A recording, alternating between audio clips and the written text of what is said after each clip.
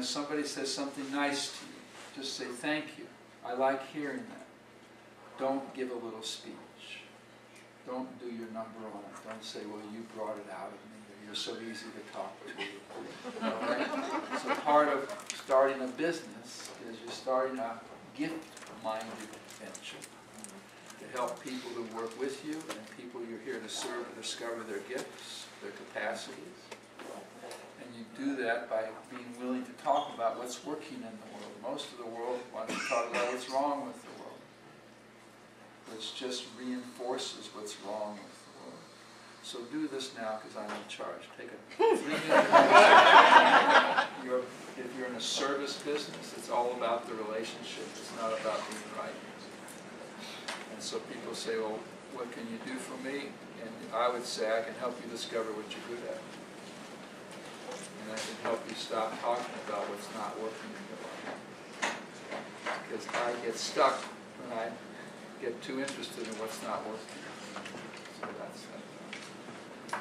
The other last thought is that part of relationship is getting clear about what we want from each other. And so the most useful thing you can ask your client is, tell me what you want from me. All right? And if they say, I don't know what I want, you say, well, if you did know what you want, what would it be? And then even more useful is if you're in the service business, if you're able to say, well, here's what I want from you in order for this to work. So in some sense, you appear to make demands on people you're there to serve. And that's that thought. Any other comments you'd like to say out loud or thoughts you had about the conversation or our time together? Anything useful about us being together? Yes, Kat? Peter, I've seen you several times before, and I was telling Michael, every time I listen to you, it's like taking a very cold shower half asleep. The outcome, the shocker is always good, but the outcome is beneficial. I wake up and I get my attention, the focus for the day, so thank you again. Thank you very much. A cold shower half asleep. It's like looking for a black cat in a dark room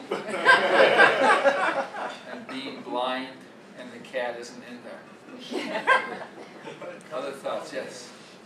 I don't know if I understood. Could you clarify what you said just now about instead of saying, what do you want from me, you tell your customer what you want from them? Yes. What do you mean by that? Well, this is the basis of us having a long-term relationship, is if we can be clear about what we want from each other. Doesn't mean I'm going to get what I want from you.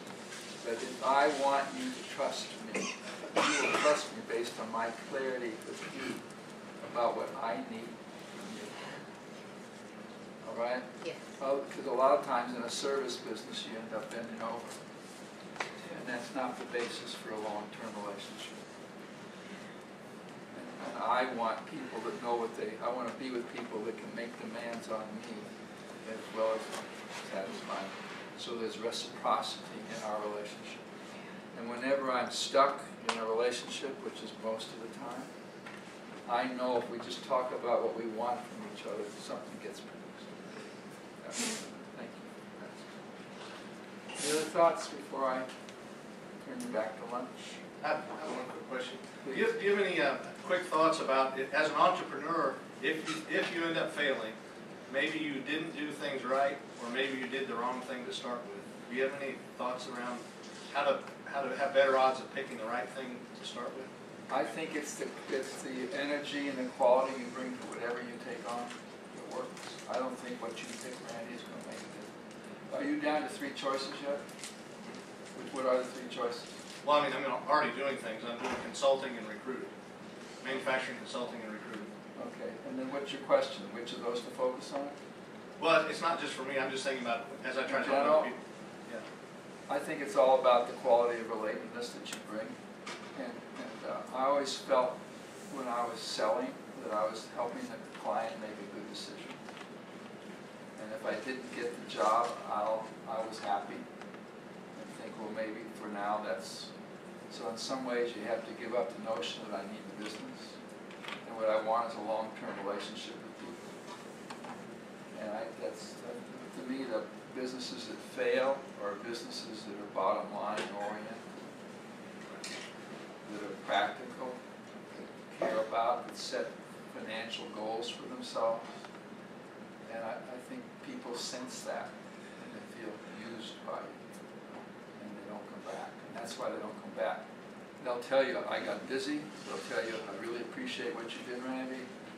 So all that's baloney. But they felt hustled.